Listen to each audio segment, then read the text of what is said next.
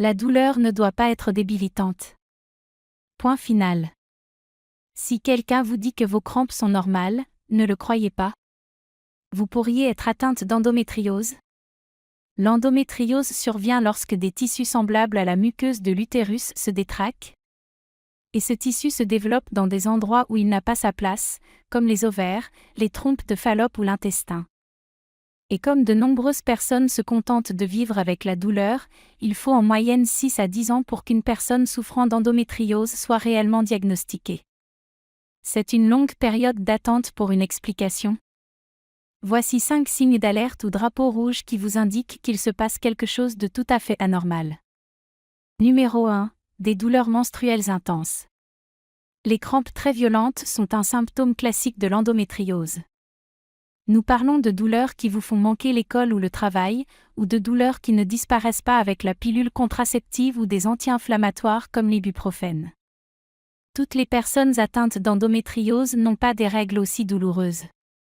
Et toutes les personnes souffrant de crampes ne sont pas atteintes d'endométriose. Mais une douleur vraiment intense à tout moment est certainement quelque chose dont vous devriez parler à votre fournisseur de soins de santé. Deuxièmement, la douleur pelvienne chronique.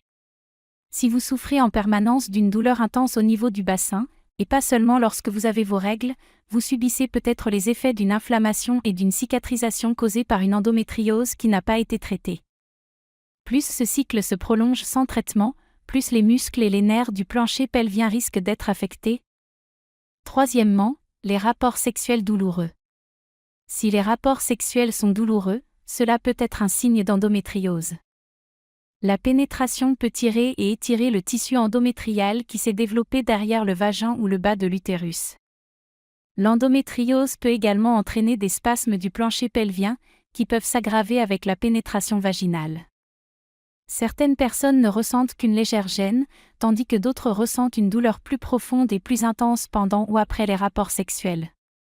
En principe, si la douleur l'emporte sur le plaisir, c'est que quelque chose ne va pas. Numéro 4. Problème d'estomac. Lorsque l'endométriose se fixe à l'intestin ou provoque une déformation de l'intestin à cause des adhérences, elle peut perturber le système digestif. Cela peut provoquer des nausées, de la constipation ou de la diarrhée. Il peut également provoquer des ballonnements importants, surtout à l'approche de la fin du mois. Numéro 5. Difficulté à tomber enceinte. Si vous essayez de tomber enceinte mais que vous n'avez pas de chance, l'endométriose pourrait être en cause. Et vous n'êtes pas la seule. Jusqu'à 50% des femmes qui souffrent d'infertilité sont atteintes d'endométriose.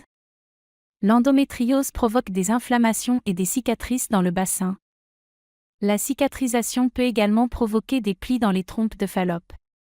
Cette inflammation, cette cicatrisation et cette déformation rendent beaucoup plus difficile la rencontre entre le spermatozoïde et l'ovule, ou l'implantation d'un embryon dans l'utérus. L'endométriose est une maladie frustrante. De nombreuses personnes présentent des symptômes, mais d'autres n'en ont pas. Certaines personnes ont des douleurs légères. Pour d'autres, la douleur est insupportable. Et pour tant de personnes, le chemin vers le diagnostic est inutilement long. Si vous ressentez le moindre signe d'alerte, il est important de consulter immédiatement votre prestataire de soins de santé. Et n'oubliez pas que les douleurs menstruelles ne sont pas normales. Il est essentiel d'avoir des rendez-vous réguliers avec votre prestataire de soins de santé pour rester au fait de tout problème ou préoccupation potentielle. Si vous avez trouvé ce contenu utile, veuillez vous abonner à la chaîne.